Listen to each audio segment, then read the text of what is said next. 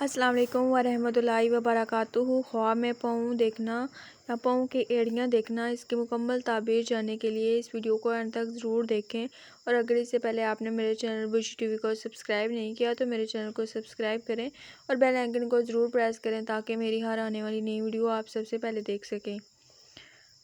خواب میں پاؤں کی ایڑی کاروبار کے انتظام اور آدمی کی کمائی پر دلیل ہے۔ اگر خواب میں دیکھے کہ ایڑی ٹوٹ گئی ہے تو اس کی تعبیر یہ ہے کہ ایسے کام میں مشغول ہوگا جس سے پشیمانی اٹھائے گا، یعنی نقصان اٹھائے گا۔ اگر ایڑی چر گئی یا زخمی ہوگی تو اس کی بھی یہی تعبیر ہے، لیکن پہلے کی نسبت ندامت کم ہوگی۔ خواب میں پاؤں دیکھنا سفر میں مال ضائع ہونے کی دلیل ہے۔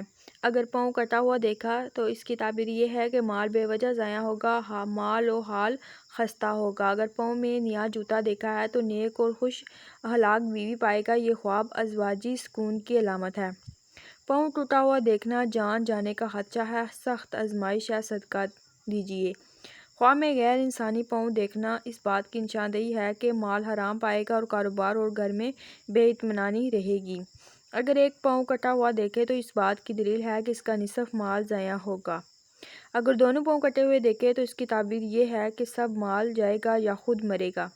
اگر کوئی نیک آدمی خواب دیکھے کہ اس کا پاؤں شل ہو گیا ہے تو یہ دین کی زیادتی کی دلیل ہے، فرمان الہی ہے اور لنگڑے پر کوئی حرج نہیں ہے۔